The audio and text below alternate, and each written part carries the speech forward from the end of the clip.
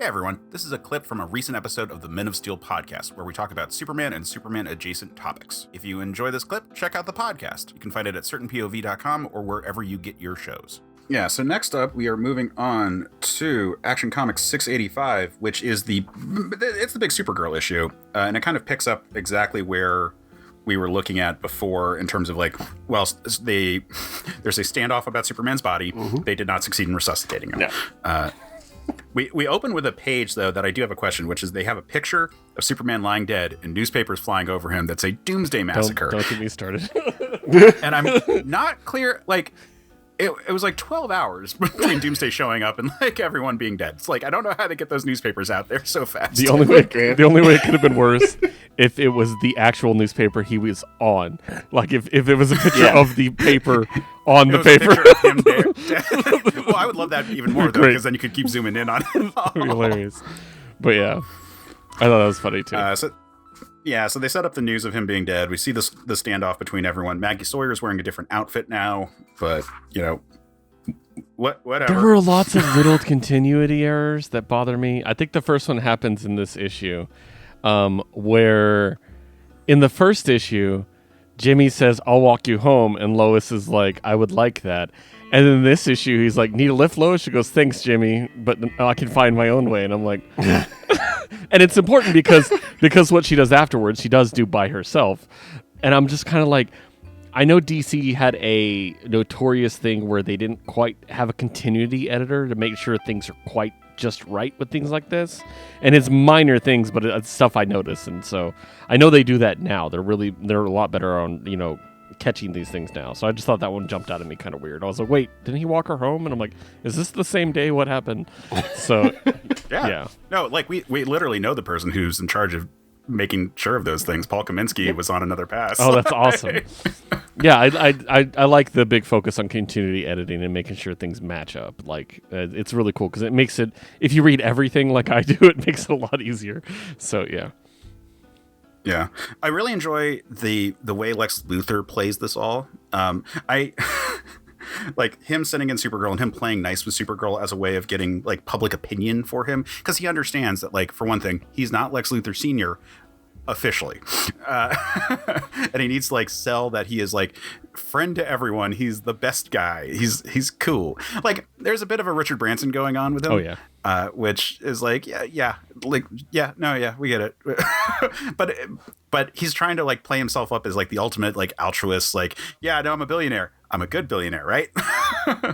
And I like that Perry White has no time for his bullshit. Perry White catches the news report, and it's just he sees right through that he's setting himself up. He doesn't see through that he's that he is literally Lex Luthor Sr., but in a clone body. But he is able to observe no, I know the moves you're doing right here. It's nice that there are people who are not fooled by him, even though Superman kind of was prior to this. We get more Lois being super upset about everything because she can't even talk to people. And I like that detail. When she finally talks to Ma and Pa Kent later on, she's like, I haven't been able to say what I am grieving about. I've just had to sort of nod when people are are you upset because Clark is missing? So I really like that kind of thing that she's going through. Yeah, she has to bury it, and she has to pretend she's not as upset as she is. And that's a really interesting line to walk, because she's still going to be upset because she knew Superman. People are going to expect her to be upset, but they're not going to expect her to be that upset. And I think that's cool. Right. She does do a really good job of walking that line. And yeah, it takes a lot of mental toughness. That's really cool. So right. And then we get Lana calling into the Kents, which is just a nice detail there. I really love the tradition of post-crisis Lana Lang knowing that Clark Kent is Superman. Very much so. I think that was a really good decision that was carried into the animated series and has been done sometimes in other things since then. But it was just really good here, being we were not meant to be, but still the most special person at that point in my life, and still an amazing person that I can't believe I got to know. In that, from Lana's perspective, I mean, yeah, definitely. I do think that's. I like that she called them right away. Obviously, we'll find out why Lois didn't call them right away. We deal with that, but I do like that someone called them right away, and I think she's a great choice to be the one to do it, because she's the only other person who knows, really. Yeah. We see the world reacting to Superman's death. There's one spot that caught me a little bit weird when Supergirl is or like Luthor's like Supergirl will save the day, and we cut to, I don't know where, but it says translated from the Arabic, where it's like, just how this unveiled young woman can be expected to carry on Superman's stead remains unexplained. And I'm like, ooh, I don't know if I like how that was written. Yeah, I mean, that's probably like, yeah, I have nothing. I got nothing to defend that. I don't even know if it's technically wrong. It just feels wrong.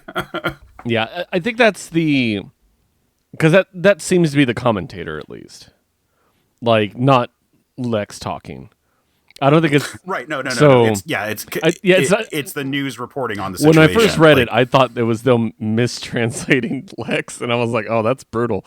But then I was like, "Oh, okay, wait, it's him." And then, I mean, he could be, for all we know, like like an extremist, reporter. You know what I mean? Like the kind of ones we have. I don't want to get political, but you know what I mean. Yeah. So maybe that's it. I don't know. So. Yeah, it just feels like weird. It does feel weird though. cut in there. It just stood out. That's all. So all I'm gonna say is it stood out. We get Lex visiting the corpse of Doomsday and like breaking a chair over him, and in his head he's just like, "He was mine to kill. He was mine." And everyone's like, "No, Lex Jr. Don't. You can't be so upset. Like don't let your anger consume you because this thing killed Superman." It's like, "But he was mine to kill." I love it. It's a really interesting line that they're walking in terms of Lex Jr. of like keeping this character going who was so desperately putting on this facade of being a good guy, and like we know as an audience that he is not.